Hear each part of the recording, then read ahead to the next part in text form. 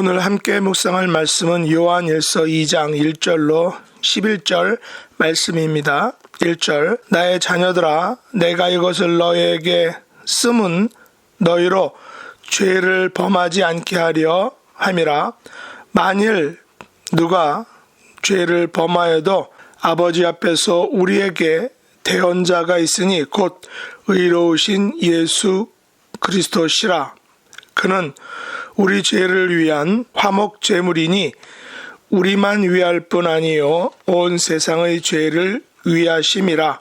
우리가 그의 계명을 지키면 이로써 우리가 그를 아는 줄로 알 것이요 그를 아노라 하고 그의 계명을 지키지 아니하는 자는 거짓말하는 자요 진리가 그 속에 있지 아니하되 누구든지 그의 말씀을 지키는 자는 하나님의 사랑이 참으로 그 속에서 온전하게 되었나니 이로써 우리가 그의 안에 있는 줄을 아노라. 그의 안에 산다고 하는 자는 그가 행하시는 대로 자기도 행할지니라. 사랑하는 자들아 내가 새 계명을 너희에게 쓰는 것이 아니라 너희가 처음부터 가진 옛 계명이니 이 옛 계명은 너희가 들은 바 말씀이거니와 다시 내가 너희에게 새 계명을 쓰노니 그에게와 너희에게도 참된 것이라.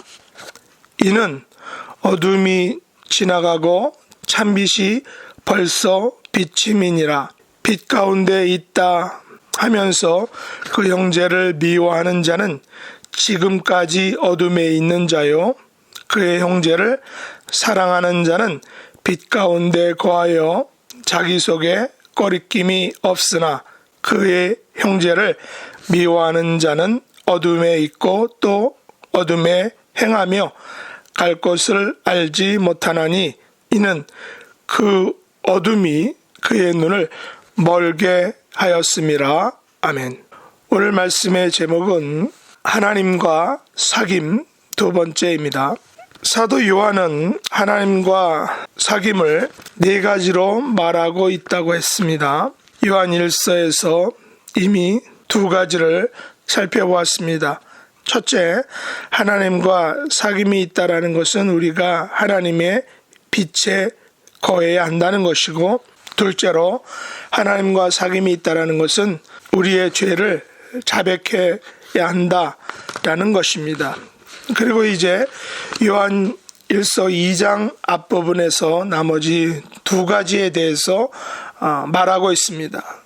세 번째는 바로 하나님과 사귐이 있다라는 것은 하나님의 계명을 지키는 것입니다. 다른 말로 하면 하나님께 순종하는 삶을 사는 것입니다. 그리고 마지막 네 번째는 하나님과 사귐이 있다라는 것은 형제를 사랑하는 것입니다.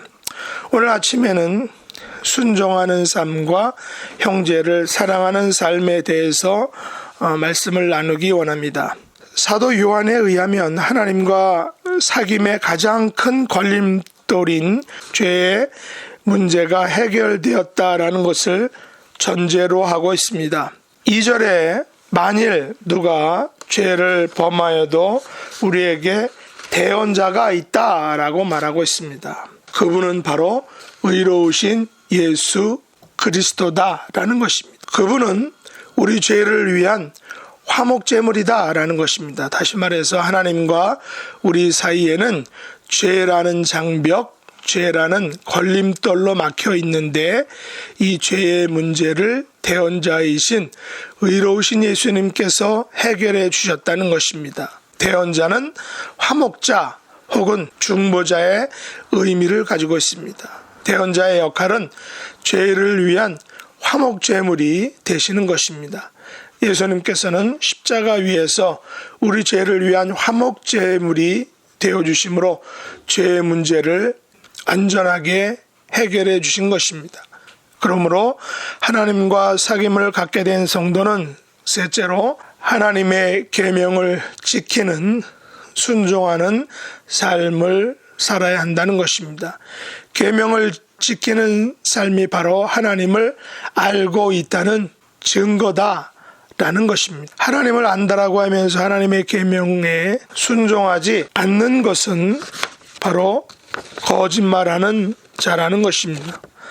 하나님을 아는 자, 하나님께서 행하시는 대로 우리도 행해야 한다라는 것입니다.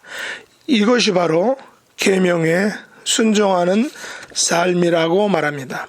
그러나 우리 삶의 현실 속에서 하나님을 믿는 것과 또 하나님의 계명을 지키는 것이 하나가 되지 못하고 분리될 수 있다라는 것입니다. 다시 말해서 하나님을 믿으면서도 하나님의 계명을 지키지 못할 수 있다는 것입니다.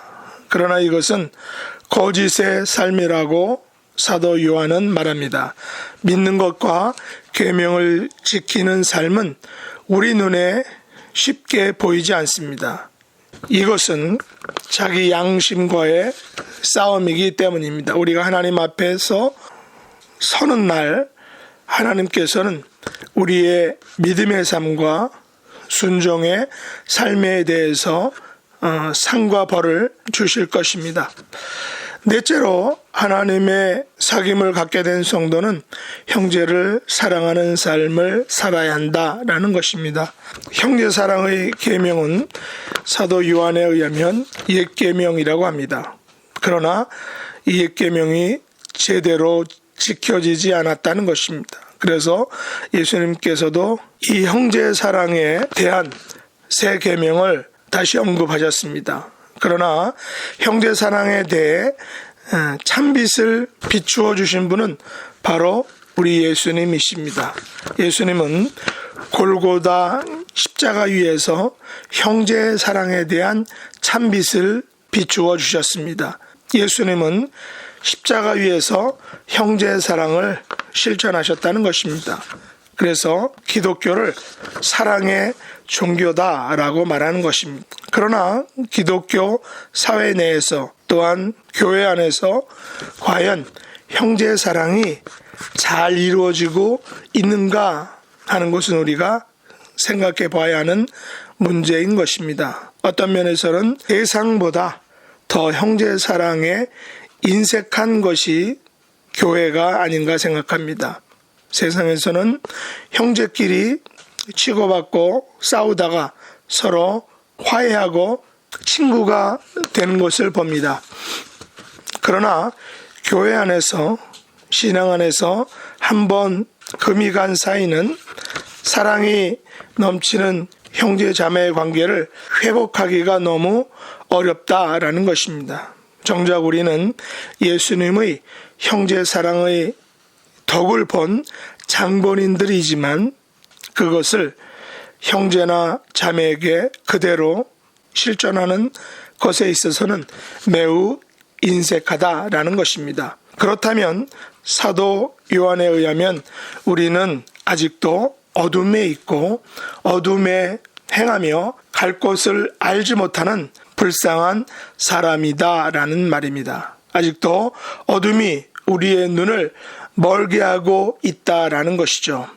오늘 아침에 우리는 하나님과의 사귐이 가지는 네 가지 의미에 대해서 깊이 되새겨 봐야 할 것입니다. 나는 하나님과의 사귐이 있다라고 하면서 빛에 거하고 있는가? 죄를 자백하며 살고 있는가? 또한 순종하는 삶을 살아가고 있는가? 형제를 사랑하는 삶이 나의 삶 가운데 있는가? 하나님과 온전한 사귐을 가지는 저와 여러분의 삶이 될 수 있기를 예수님의 이름으로 축복합니다. 기도하겠습니다. 하나님 아버지, 하나님과 사귐이 있다라고 하면서 하나님의 계명에 순종하지 못하고 형제를 사랑하지 못한 삶을 살았음을 회개하며 고백합니다. 온전한 하나님과의 사귐을 맺어가는 복된 삶이 될 수 있도록 은혜 베풀어 주옵소서. 예수님의 이름으로 간절히 기도드렸나이다. 아멘. 하늘에 계신 우리 아버지여, 이름이 거룩히 여김을 받으시오며 나라의 임하옵시며 뜻이 하늘에서 이룬 것 같이 땅에서도 이루어지이다. 오늘날 우리에게 일용할 양식을 주옵시고 우리가 우리에게 죄 지은 자를 사하여 준 것 같이 우리 죄를 사하여 주옵시고 우리를 시험에 들게 하지 마옵시고 다만 악에서 구하옵소서.